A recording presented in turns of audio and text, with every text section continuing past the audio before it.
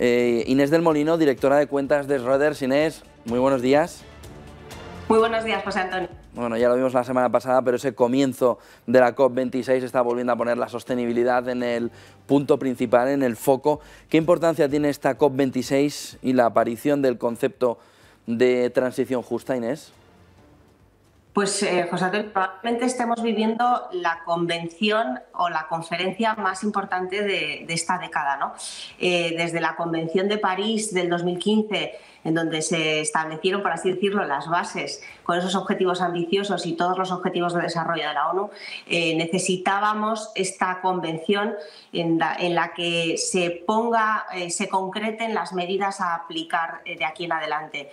Son 120 mandatarios reunidos en Escocia hasta el 12 de noviembre con el objetivo de concretar cuáles van a ser los pasos a seguir para poder alcanzar ese objetivo tan ambicioso, como digo, de tener un mundo cero emisiones de CO2 y, sobre todo, tratar de conseguir esa transición energética a energías limpias.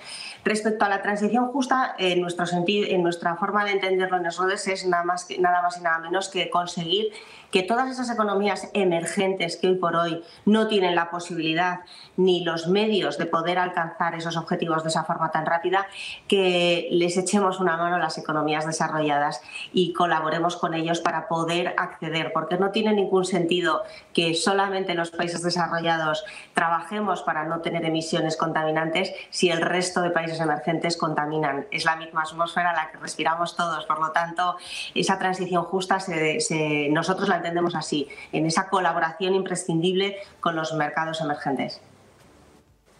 ¿Cuáles son los objetivos de esta COP26? Sobre todo, ¿a qué deben prestar atención los inversores? Pues los inversores tienen que prestarle atención absolutamente a todo, porque durante los próximos 20 años nos va a cambiar, yo creo que, bueno, estamos convencidos de que nos va a cambiar todo el panorama industrial que conocemos ahora mismo, ¿no?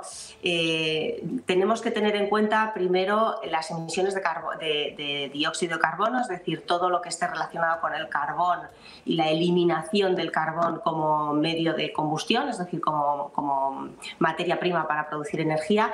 También tenemos que tener en cuenta que los coches cada vez más van a estar en el foco y va a ser una transición hacia esos vehículos no contaminantes, así como la cantidad de inversión imprescindible que vamos a ver de aquí en adelante para poder acometer todas estas medidas tan imprescindibles, como digo, que se acercan a los 120.000 millones de dólares, es decir, 120 billions que dicen los ingleses, de inversión para poder, como digo, sufragar todas estas inversiones.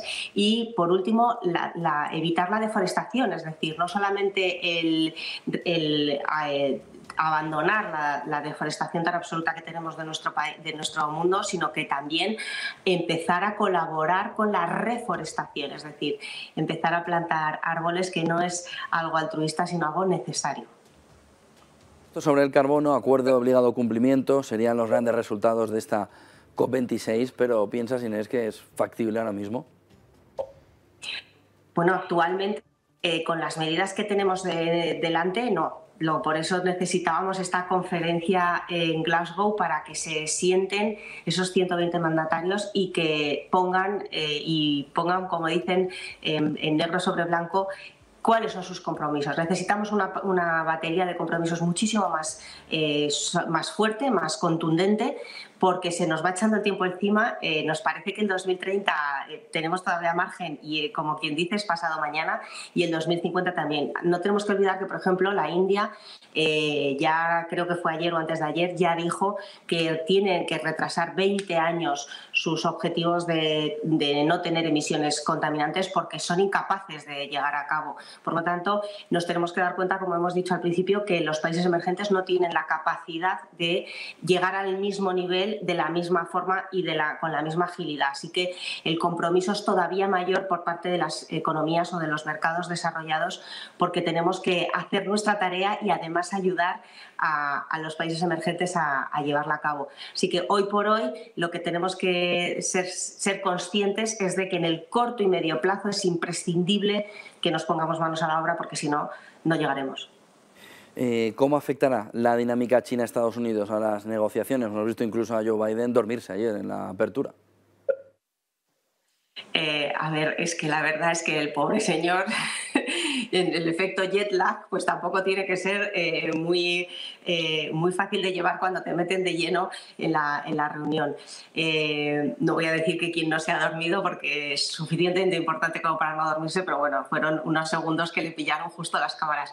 En cualquier caso, lo que sí somos conscientes es de que hay una fricción comercial entre China y Estados Unidos, son las dos mayores potencias actualmente, pero sí que tenemos que ser conscientes es que el compromiso de China ya está establecido, es verdad que lo marcan al 2060, pero ya también ha establecido un compromiso bastante serio, y Estados Unidos, nosotros esperamos que de esta convención salgan unas pautas mucho más sólidas y mucho más comprometidas con esos objetivos tan ambiciosos. En cualquier caso, también es verdad que en la última reunión del G20, solo 12 países fueron los que se promulgaron el compromiso que tienen con el cambio climático, ¿no? Con la mitigación del cambio climático. Por lo tanto, teniendo en cuenta que de ese G20 provocan el 80% de las emisiones de CO2, nos parece que necesitamos no solamente a China y a Estados Unidos, sino el compromiso, pues el compromiso absolutamente certero de todos los países desarrollados y no desarrollados, como digo, porque la atmósfera que respiramos es la misma y no entiende de fronteras, así que esperamos todavía mayor compromiso independientemente del americano y del chino. ¿Cuál es la prioridad inmediata de esta COP26? Bueno, pues el primer objetivo que tengan es esa neutralidad de CO2, de emisiones de CO2, y eso conlleva pues una transformación absoluta de las maneras de producir energía que conocemos hasta ahora mismo. Ya digo que es una tarea muy difícil y muy costosa en el corto y medio plazo, y si no se acomete ahora, nosotros creemos que no se llegarán a cumplir los plazos que tenemos por delante. Así que una de las principales medidas que nosotros esperamos de esta convención de Glasgow es que se ponga de relieve la inversión que se va a llevar a cabo para poder realizar todas esas medidas que van a ser tan imprescindibles.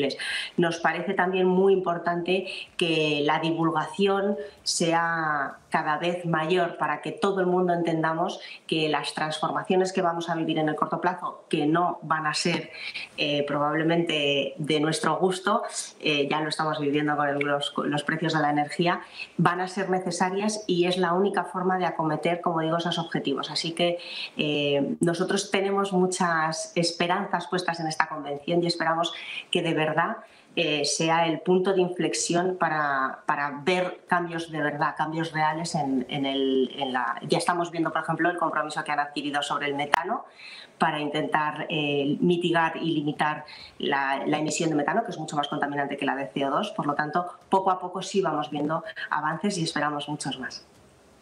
¿Cuál será también el impacto de los mercados emergentes? Pues como estaba diciendo, al final nosotros creemos que los mercados emergentes no cuentan con las mismas posibilidades para llevar a cabo toda esta batería de medidas tan imprescindibles, ¿no?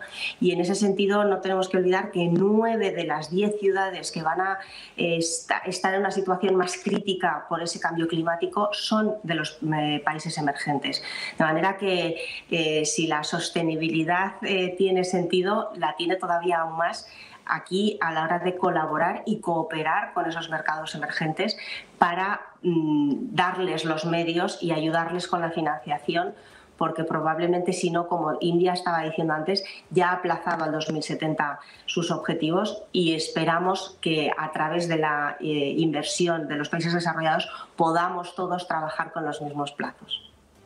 Muchísimas gracias, Inés del Molino, directora de cuentas de Reuters. Inés, buen día y buen negocio. Igualmente, muchísimas gracias.